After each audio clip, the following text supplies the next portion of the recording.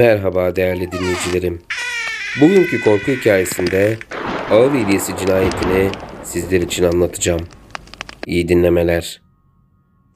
Ağıl İlyası cinayeti, ahırda işlenen ve failinin bir ahırda yakalandığı esrarengiz bir cinayetin iç yüzünü anlatan doğaüstü bir hikaye. Hani geçenlerde gazetelere çıkmıştı. Kırgızistanlı bir adam Silivri'de bir çiftlikte yanında çalıştığı kaçak bir sabıkalı olan patronunu ahırda öldürmüştü. Cinayetin ardından kaçan Kırgız çoban yakınlardaki başka bir çiftliğin ahırında yakalanmıştı.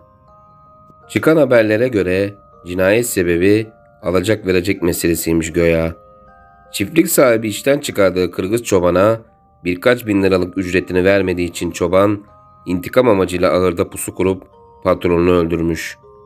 Zaten köylüler de bu ikisini olaydan birkaç gün önce birkaç defa şiddetli şekilde bağırışıp tartışırken görmüşler. Bir ahırda cinayet işleyen failin başka bir ahırda polis tarafından yakalandığı suç hikayesi tuhaf görünüyor değil mi?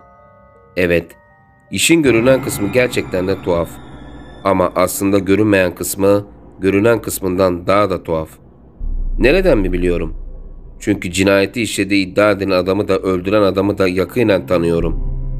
Öldürülen adam Serkan. Pek çok suçtan sabıkası olan bir suçlu. Zaten gerçek adı da bu değilmiş. Olayı gazetelerden takip edenler, ilgili haberlerden Serkan'ın gerçek kimliğine dair bilgilere rahatlıkla ulaşabilirler. Ben de böyle öğrendim. Serkan, Silivri'de hayvancılıkla uğraşan, kendi işi dışında pek bir şeyle ilgilenmeyen bir adam gibi görünüyordu. Ben de kısa süre önce onun sahip olduğu çiftlikte işe başlamıştım. Koyun besiciliği yapıyorduk orada. Hani Serkan kendi halinde bir adam gibi görünüyor dediydim ya. Meğer adam aslında suç makinesiymiş. Ben de cinayetten sonra çıkan haberlerden öğrendim iç yüzünü. Adamın onlarca suç kaydı varmış poliste. Kanundan kaçmak için İstanbul'un en uç noktalarından biri olan bu tenha köye yerleşmiş. Sahibi olduğu çiftliği de nasıl ele geçirdiyse artık. Eski sahibinden tehdit ve baskı yoluyla gasp mı etti, işlediği suçlardan edindiği parayla mı satın mı aldı, artık orasını ben bilemem, polis bilir. Benim tek bildiğim, kısa süre önce işe başladığım çiftliğin o, sıradaki sahibinin bu adam olduğuydu. Çiftlik bizim köyde olmasına rağmen, önceki sahibini köylü de ben de pek tanımazdık. İstanbul'dan buraya şahsen hiç uğramazdı. Buradaki işlerini çalışanları aracılığıyla yürütürdü. O yüzden bu konuda fazla bir şey söyleyemeyeceğim. Ben işe başladığımda bu Serkan denen adamın orada zaten çalışmakta olan bir yardımcısı vardı. Adı Oraz'dı. İşte olayda cinayet şüphelisi olarak tutuklanan Kırgız adam buydu. Size biraz Oraz'dan söz etmek istiyorum. Oraz 20'li yaşlarının sonlarında boylu poslu yapılı bir adamdı. Kırgızistan'ın iç işlerinin karışık olduğu bir dönemde oradaki yaşam koşullarının zorlamasıyla daha iyi bir hayat umuduyla Türkiye'ye gelmiş, çoğu akılsız mültecinin yaptığı şekilde İstanbul gibi dev bir kentin göbeğine inip kalabalığa karışarak şansını denemek yerine ata mesleği olan çobanlığı sürdürebileceği daha tenha yerleşkelerde tutunmuştu. İyi de yapmıştı. Böylelikle o uğursuz olaya kadar başı ne polisle ne de mülteci iş gücü rekabetinden rahatsız olan lümpenlerle hiç derde girmemişti. Ata mesleği olduğu için Oraz'ın bildiği tek iş de çobanlıkmış. Babası, dedesi, dedesinin dedeleri hep çobanlık yapmışlar. O yüzden dingin bir adamdı Oraz. Yıllardır doğayla, hayvanlarla iç içe olan bir neslin artık genlerine işlemiş bir uysallık, bir dinginlik, hatta diyebilirim ki bir bilgelik vardı. Bu yüzden olsa gerek Oraz'ın o cinayeti işleyebileceği fikri hiç içime sinmemişti. Biz o zamanlar bilmiyorduk tabii, ama bir suçlu olarak Serkan'ın bıçkın, kaba davranışları ne kadar yılgınlık veriyorsa, Oraz'ın buğday tarlasında rüzgarın önünde ahenkle eğilen başaklar gibi olan tavırları bulaşıcı olsa gerek, dayanma gücü veriyordu insana. Serkan hayvan muamelesi yapıyordu bize resmen. Bir bakıma Oraz da öyle. Ama Serkan ve Oraz'ın hayvan kavramına yaklaşımları arasında dağlar kadar fark vardı. Bizzat Serkan'ın kendisi de bir hayvandı diyebilirim. Ben merkezci, içgüdüsel, saldırgan, incelikten yoksun, minnet teşekkür nedir bilmezdi. Oraz için ise hayvan demek her şeyden önce can demekti. Ve onun gözünde birdi bütün canlar. Hepimiz birbirimizin sahip olduğu bütün haklara eşit şekilde sahiptik. O yüzden bir insana nasıl davranılması gerekiyorsa bakımını üstlendi hayvanlara da o şekilde davranırdı. Yahut tam tersi. Onun için arada fark yoktu. İlginç adamdı Oraz. İşiyle ilgili geldiği yere özgü inanışları, hikayeleri vardı. Bana da ilginç geldiği için çoğunu ondan dinlemişimdir. Ağıl ilyelerinden söz etmişti bir keresinde bana. Ağıl ilyesi, ağılın koruyucu ruhuymuş. Ahırdaki hayvanları korur, hayvan şekline girip koyun ve keçilerin arasında uyurmuş. Hayvanları koruma görevinde de çobanlara yardım edermiş. Mesela bir tehlike yaklaştığında ses çıkarır veya hayvanların ses çıkarmalarını sağlayarak çobanı uyarırmış. Bir çoban sülalesinden gelen Olaz'ın bu tür inançlara sahip olmasından daha doğal bir şey olamazdı sanırım. Bir keresinde de Abzar İyesi diye bir varlıktan söz etmişti. Bu da ağıl ilyesi gibi ama ağır hayvanlarını koruyan başka bir koruyucu ruhmuş. İnsanlara ağıl ilyesine benzer şekilde hayvan suretinde göründüğü gibi bazen de insan şeklinde göründüğü olurmuş. Orta Asya'da yaşlı bir erkek suretine görünenlere Abzar Ata, bunların dişilerine Abzar Ana derlermiş. Ağıl ilyesinden farklı olarak Abzar İyesi bazen bazı hayvanları sevmediği için onlara kötülük de yaparmış.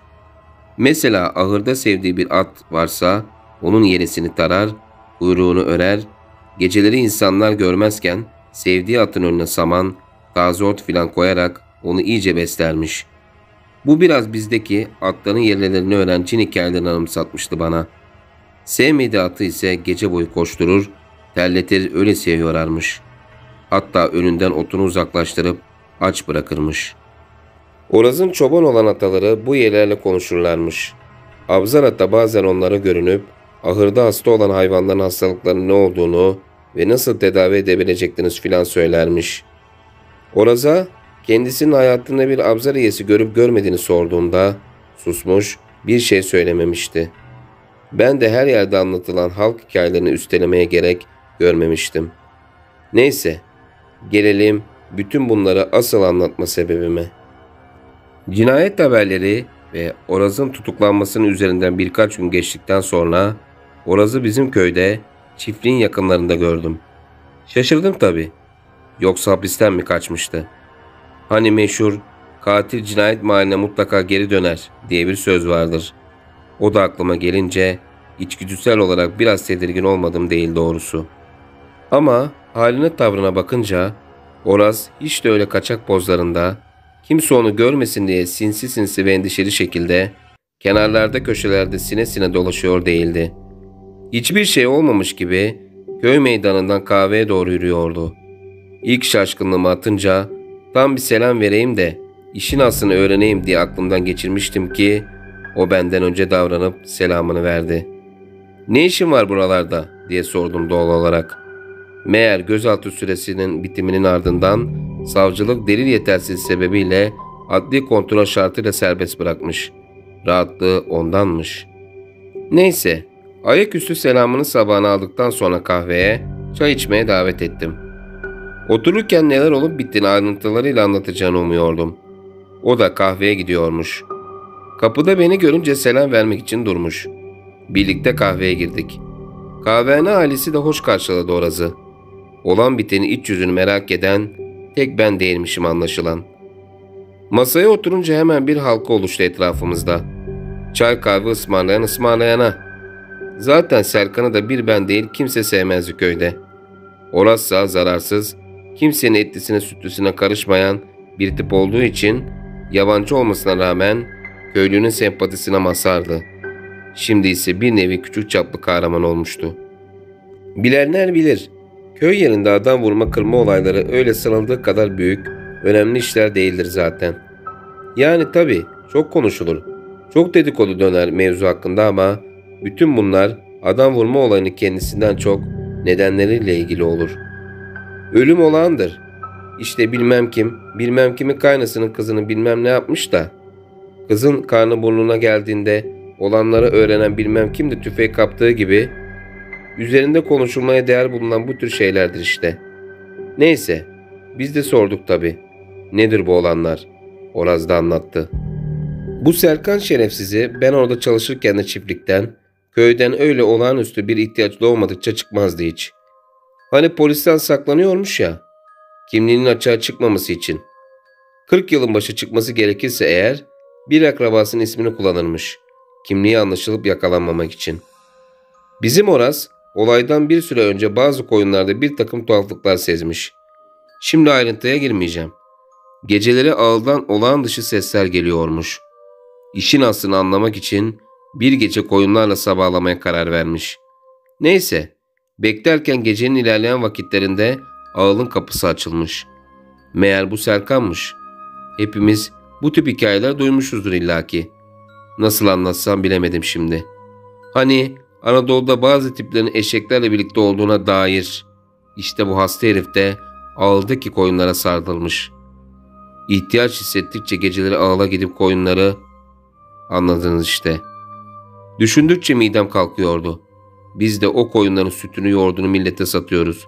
Kesip yediklerimizde cabası. Olay sırasında kendini tutup saklandığı yerde çıt çıkarmayan Oraz sabahı zor etmiş. Köylünün şahit olduğu o tartışmanın sebebi de buymuş. Sabah olunca Serkan'ın karşısına dikilmiş Oraz. Artık hangi üslupta ne konuştular, birbirlerine hangi küfürler ettiler, onu sizin anlayışınıza bırakıyorum. Serkan tabii hiç tınlamadığı gibi doğru söyleni 9 köyden kovarlar misali bizim Oras'ı da işten atmış. Serkan'ın öldüğü gece Oraz orada bile değilmiş. Komşu başka bir çiftlikte, bizim İsmail Hakkı dayının çiftliğinde çoktan yeni işe başlamış. Hakkı dayı da zaten bu durumu polisteki ifadesinde doğrulamış. Meğer Serkan öldüğü o gece adeti olduğu üzere yine koyunları taciz etmek için ağla gitmiş. Yalnız bu sefer aleti koyunların arasında hayvan suretinde uyuma adeti olan ağır ilyesine denk gelmiş. Gazete haberlerine böyle yansımadı ama Serkan'ın cesedi kısmen parçalanmış halde bulundu. Üzerinde diş izleri falan varmış. Hoş, haberlerde cinayetin silahla vurma yoluyla işlendiğine dair herhangi bir bilgi de yoktu ama alacak verecek tartışması falan denilince insanın aklı oraya gidiyor ister istemez. Cesedin üzerinde pek alışkın olunmayan bu tür bir anormalliğe rastlanınca savcılık otopsiye göndermiş. Gözaltına alınan Oras'sa olayın ağır ilyesi ve bunun gibi kısımlarını atlayarak bildiği kadarıyla olan biteni olabildiğince gerçeğe yakın şekilde anlatmış. Hakkı dayının ifadesiyle Oras'ın komşu çiftliğin ağılında saklanmak için değil de çalışmak için bulunduğu kesinleşince iş otopsi sonucuna kalmış. Köylülerin maktulle Oras'ın tanıştığına dair şahitlikleri sebebiyle otopsi sonucu gelene kadar savcılık gözaltı süresini makul şüphe gerekçesiyle uzatmış. Sonuçlar gelince de fazlaca oyalanmadan Oras'ı salmışlar.